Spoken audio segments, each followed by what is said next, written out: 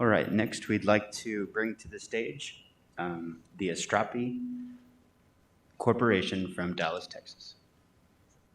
Thank you. I really appreciate this. So I'm David Shaw. I'm a co-founder of Astrapi. Today I'm going to introduce you to spiral modulation and how we address advanced communication challenges for low Earth orbit satellite constellations or LEO constellations. So why are defense, commercial, and government entities interested in Astrapi? There we go. Well, we address three primary problems with spiral modulation: congested bandwidth, the required signal power to get information from point A to point B, and increasing amounts of interference. So spiral modulation allows you to get more information in a narrower range of frequencies using less required signal power, which allows you to better mitigate interference. But it's more than that. We also have a way to secure the transmission. We have an advanced way to reduce the computational overhead for certain types of encryption. And then we've got a very interesting way to better discriminate signals and measure them in an environment. But we're here to talk about spiral modulation, software-defined radios, and low Earth orbit satellite constellations as it relates to bandwidth. So what does that mean? Well, I don't know, 150 years ago or so, if you had property in Midtown Manhattan, you could only go up about 6 stories. And the reason for that was nobody wanted to walk up 7 flights of stairs, right? And so then Otis invents the elevator, and boom, you've got much higher utility out of that finite asset, that finite tract of land. Well, right now, that's what we're doing with spectrum, right? We're able, the network operators who have those spectrum rights, to get much higher utility out of that finite resource. So a lot of folks aren't aware, but the supply of bandwidth or spectrum is finite, right? So we've got ever-increasing demand for that, and that's the primary reason why I'm here. But it's more than that. I mean, how many people have had an unstable Zoom connection in the last year or so? How many have been at a sporting event or a concert where you couldn't get a signal, or been at an event where you see your battery degrade rapidly because so many people are competing for that limited bandwidth? Those are all bandwidth challenges that we address. So the key driver on this is existing approaches to construct signals are using sinusoids with constant amplitude. So you've got a sinusoid with constant peak and valley. You've seen a diagram or an AM or FM radio signal. The key piece of that is those approaches have hit their theoretical limit. They've reached the point of diminished investment return, which is why so much money has to be spent on infrastructure to meet the growing demand. Well, there's other parts to that too. Consider that 29 billion smart devices are going to be shipped by 2023, and you're going to have over 57,000 satellites deployed by 2029. That means there's going to be a tremendous amount of data that's going through those networks that have to deal with constrained bandwidth. So what are we doing different? Well, so we're using polynomials with continuously varying amplitude. We're generating spirals. The spirals are what allow us to pack that information in a narrower range of frequencies and or use less signal power, which leads to mitigation of interference. But it's more than that. We also can come in and reduce at low power the size of the power amplifier, the size of the battery, the size of the antenna, reduce the cost of the overall platform, whether it's a wireless smart device, a radio in a drone, or software-defined radio in a CubeSat over the top. But simply what all that means is we're able to take the same throughput and perhaps use half the signal power to get the signal through. Or inversely, we can take the same signal power and improve the throughput by 2/3 or more. So we've got 15 US patents that are issued. We've got more pending. We got international coverage. There's no prior art on any of this. This is entirely new science. We've raised over $2.8 million in private investment to date. We've won over $1.1 million in awards from the National Science Foundation and $1.7 million in defense contracts, which are basically to put our capability in software-defined radios for dual-use LEO constellation deployment, which I'll get into in a minute. One of the key things, though, we've already identified, qualified, and are maturing a prototyping pipeline that's approaching $50 million right now. So how do we carry this forward? Well, in the defense end of things, we basically take a commercial off-the-shelf Xilinx software-defined radio platform. We put our software in there for spiral modulation. We optimize that for our customers' use, which are the modem manufacturers, who then deploy it into these defense networks for Air Force, Space Force, and others. The key thing on this is the teaming, right? So that's how we de-risk this. It's through the manufacturers. The one we have on project now has 3,000 hours, or I'm sorry, 3 million space legacy hours with NASA, with the Air Force, proven track record in space. We've also identified several LEO projects on the defense side. The upcoming proliferated LEO project. You've got the Casino Blackjack, which was partially funded through DARPA and the Air Force, and then the Space Defense Agency's Tranche 0, 1, 2, and so forth. A key point on that is our partner is under contract to deliver 10 of the same radios we're using with them with Lockheed Martin into the Tranche 0 program. So we've got some opportunities to groove in to the next steps.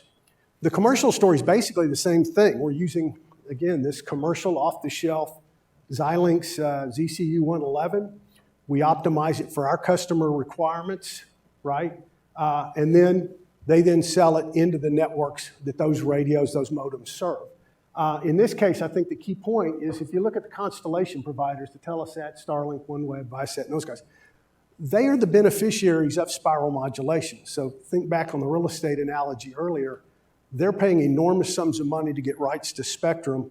We're enabling them to get more throughput and higher utility out of that spend or that fixed asset. So I've talked about over-the-top software-defined radios in LEO constellations, but you got to have the ground terminals to support that, right? So we've sized the VSAT terminal market alone as a $460 million opportunity for Astrapi. If you fast forward, we're frequency agnostic. We serve many different markets. If you go into wireless smart devices, over 2 billion of those ship annually. That is a $40 billion annual service available opportunity for us. But back to LEO, why are we focused there? Well, think in terms of what's driving that. You got remote learning, you've got online gaming, you've got advanced entertainment, right, with high definition entertainment.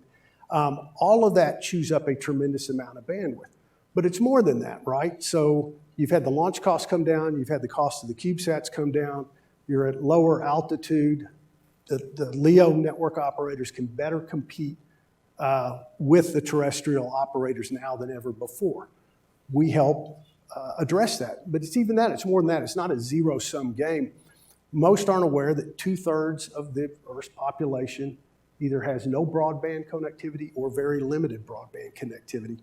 We enable the acceleration of that broader reach through spiral modulation. So how do we do this? Well, we address 4 markets. We address satellite, we address terrestrial wireless, we address IoT, sensor-based networks, and defense. All of them are extremely large. We've got 4 revenue buckets. First is the R&D contracts. I mentioned more or less 50 million. We think we can close 10% of that in the next 24 months. We're ahead of schedule on that right now. We then move into an evaluation license. So this is a licensing model. That just means that we take our prototypes into our customer environments that are tested and optimized for their specific use. That then migrates into a traditional commercial type license with royalty rates and fees on top of that. And then you've got training and management engineering services on top of that. So the key point on this is the markets on this are enormous, okay? There's no question on that. I get no pushback on this. That's really not the question. The question is, can we do what we say we can do? So how are we doing this? Well, we validated the math. We validated the simulation suites. We validated the first hardware software-defined radio, and we're now in the second version of that with the Xilinx boards. We've got the mod, the demod, the synchronization. We then port our software over into our customer environment. In this instance, it's a miniaturized nano radio hardened for harsh environments, space, specifically for Ka band. It's LEO applicable to that, but there's 3 things that are pretty interesting about this. One, it enables onboard processing. It's not restricted to LEO. We can use it in other orbits, MEO, GEO, and others. And it's not restricted to Ka band. We can use it in other frequency bands. That allows us enormous flexibility to scale across multiple satellite uses that address commercial, defense, and government uses before scaling into terrestrial markets. So Gerald is co-founder, inventor. All of our IP is organic. He's background in physics, computer science. I've got about 35 years in commercializing new technologies on the operations and accounting and finance and business development. Engineering team with Jim and Tanai have over 50 years combined in working in satellite and wireless. Andy Roscoe's got over 35 years experience in the operational, federal contracting, program management, and M&A activities as well. And then Dennis has over 35 years experience on the legal side and helping put together patent portfolios and licensing those. We're in market for a $10 million Series A right now. Those funds will be used. I mean, our constraint is we need people. I need to have more RF engineers, and so most of the money's going to do just that. The second is to extend our growing foundational IP portfolio. So again, there's no prior art on any of this. It's pretty much a greenfield. 10% will go to identify, mature, and close more opportunities, and the balance is the G&A overhead. The likely exit on this is an M&A event based on the value of that IP portfolio. And I think the key point here is there's no lack of potential suitors. There's an awful lot of companies with big balance sheets that are suffering bandwidth challenges. So it's not just satellite operators, it's not just terrestrial operators, it is aerospace, it's automotive, it's defense, and many others. There are three buckets of competition. One I mentioned is the existing approaches. Those are the ones that have hit the theoretical limit and the point of diminished investment returns. We've got two what we'd consider emerging. One of them is what's called full duplex radio. That's a sophisticated noise cancellation technique. It's complicated. We think it's narrow in applicability. More likely, and in particular of interest to this group, is on the optical radios. Well, they're more expensive. They've got a shorter life cycle, meaning a higher replacement cost over time. And then you've got issues with the Earth's atmosphere. So we really characterize our primary competition as the alternative spend to meet that demand. And that alternative spend is on LEO constellations, it's on 5G networks, it's on high throughput satellites, advanced antenna arrays, and things like that. Ironically, all of that we are an enabling technology for. So in a really weird, goofy way, all of our competition in some form or fashion is a prospective customer for us. Why Astrapi? Why now? Well, we uniquely are defining an entirely new scientific field. This is a breakthrough in communications theory at the very foundation of how you send and receive signals. As mentioned, there's no prior art on any of this, and it's a greenfield. We address two massive problems: congested bandwidth and electromagnetic warfare challenges for defense. We've got four huge markets: broadly defined satellite, terrestrial wireless, IoT, and defense. We've got clear established paths to transition this first through software-defined radios, then we scale into ASIC design course for more commoditized use. We've got an incredibly talented team in place who are the domain experts in this, as well as a deep bench of advisors. And then for purposes of this room, it's not just LEO constellations. Think of other missions, lunar missions, deep space. And broadly, we look at it as a barbell effect, where you've got all of these advancements in instrumentation at the edge, collecting massive amounts of information. For NASA, it's scientific information, but you're hobbled with a communication link to get it from point A to point B. So that's specifically what we address.